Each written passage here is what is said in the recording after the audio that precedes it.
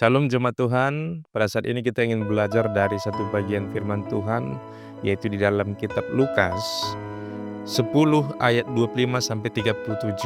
Ini tentang orang Samaria yang baik hati dan juga bercerita tentang para imam dan juga kaum Lewi yang di dalam cerita ini diceritakan sebagai orang yang tidak peduli terhadap orang yang dirampok di dalam cerita ini. Apa yang mau saya bagikan adalah di cerita ini kita melihat ada sebuah hal yang menarik. Orang Samaria yang adalah golongan kelas 2 atau golongan sosialnya rendah, tidak dianggap sama sekali. Dan kemudian di teks ini kita melihat Yesus begitu dengan murah hati yang mengatakan bahwa orang yang tidak punya nilai sosial yang baik di dalam komunitas pada saat itu, tapi Yesus meninggikannya dengan memperlihatkan bahwa selalu ada kebaikan di mana saja. Bahkan ketika kita berbuat baik, dikatakan Bunda Teresia, di situ ada Tuhan berada. Dan itu menunjukkan bahwa teks ini benar-benar menjadi fakta yang menghidupi kita hari ini. Tapi saya ingin berbagi sedikit tentang sejarah cerita ini ya, kekelanan Tuhan, jemaat Tuhan. Bahwa teks ini diawali dengan kisah sebelum teks ini hadir, ternyata Yesus sudah lebih dulu ditolak oleh orang Samaria. Nah ini menarik, Yesus ditolak orang Samaria ketika orang Samaria tahu dia mau ke Yerusalem.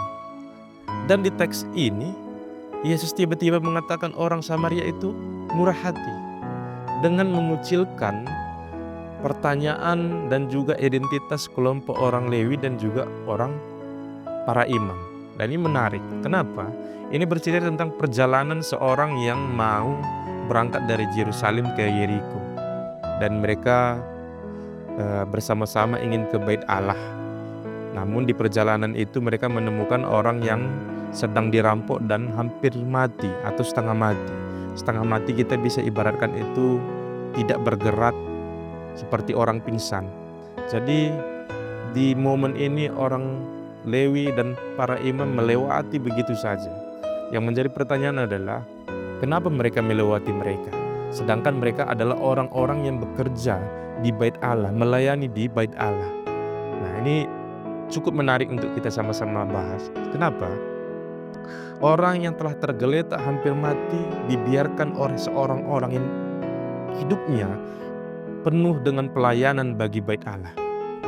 Dan saya juga mengkritisi di sini tentang orang yang dirampok ini. Kenapa?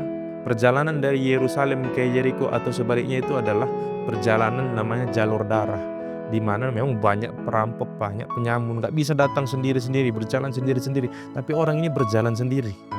Nah kita tidak fokus kepada itu, kita melihat bahwa ada momen di mana harusnya kita mendatangkan kebaikan, tapi kita membatasi kebaikan itu dengan aturan-aturan. Kenapa bisa seperti itu saya katakan? Kenapa? Karena orang Lewi dan para imam ternyata hendak pergi ke Bait Allah untuk melayani Bait Allah. Catatannya, orang Lewi dan para imam itu mendapatkan jadwal 1 tahun 14 hari untuk melayani di Bait Allah.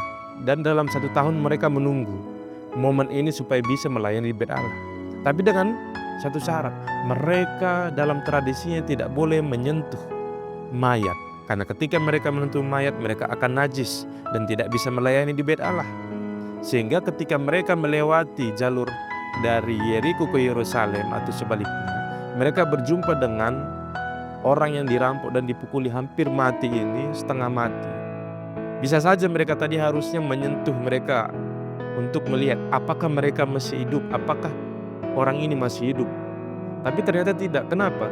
Karena para orang Lewi dan juga para imam takut. Jangan-jangan orang ini mati. Kalau mati aku sudah najis dan tidak bisa melayani di Bait Allah. Catatan berikutnya, orang Lewi itu adalah orang yang hidupnya itu diberikan oleh orang-orang yang datang ke Bait Allah untuk mencukupi kehidupannya. Dan ini yang menarik, mereka meninggalkan itu karena untuk melayani di Bait Allah. Nah, tapi ada seorang yang tak dianggap secara status sosial, dianggap najis bagi orang Yahudi, yaitu orang Samaria. Dia lewat, dia mengangkat, mengantarnya ke penginapan, bahkan meminyakinya dan memberikannya anggur. Sampai dia bilang, kalau kurang nanti biayanya hubungi saya. Dan ini cukup luar biasa. Dari orang yang tak dianggap kita menemukan ada kebaikan yang luar biasa. Maka jemaat Tuhan yang dikasih Tuhan, di bagian cerita ini kita perlu belajar merenung bahwa jangan sampai kita sibuk berpelayanan tapi sebenarnya kita tidak sedang melayani Tuhan. Jangan sampai kita sibuk dengan melakukan ini itu tapi kita tidak melihat ada Tuhan yang sedang kita layani. Maka jemaat Tuhan, hari ini kita belajar bahwa ternyata melakukan kebaikan Tuhan itu harus menembus dimensi-dimensi apapun termasuk aturan. Jangan sampai karena aturan kita lupa bahwa karya Tuhan, karya penyertaan Tuhan harus lebih utama dari segalanya. Dan ini kadang-kadang mungkin terjadi di dalam kehidupan kita bergereja.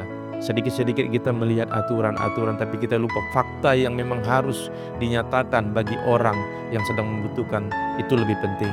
Bagaimana Yesus melakukan pelayanan yang menembus segala dimensi termasuk dimensi politik. Ia masuki hanya untuk apa? Menunjukkan rasa cintanya bagi manusia. Dan di sini kita belajar bagaimana Tuhan menyatakan kemurahannya untuk kita bahwa ternyata di dalam kondisi apapun kita masih diberikan oleh Tuhan kesempatan untuk melakukan kebaikan, menyatakan kebaikan bagi Tuhan. Jadi jangan pernah merasa aku adalah ini, aku adalah itu, aku orang lemah, aku orang tidak punya. Ingatlah, orang Samaria diberikan Tuhan momen untuk menyatakan bahwa kasih Tuhan bisa berada kepada siapa, di mana saja, dan kapan saja. Mari lakukan kebaikan Tuhan seperti orang Samaria benar-benar melakukannya di dalam kehidupannya. Walaupun dia merasa dirinya bukan siapa-siapa, tapi dia tahu yang saya lakukan hari ini untuk Tuhan. Biarkan itu menjadi pengalaman hidup kita untuk berkarya bagi Tuhan. Kenapa seperti itu? Karena ending kehidupan bersama Tuhan akan mendatangkan kemurahan Tuhan bagi kita. Tuhan memberkati kita semua jemaat Tuhan. Shalom bagi kita semuanya.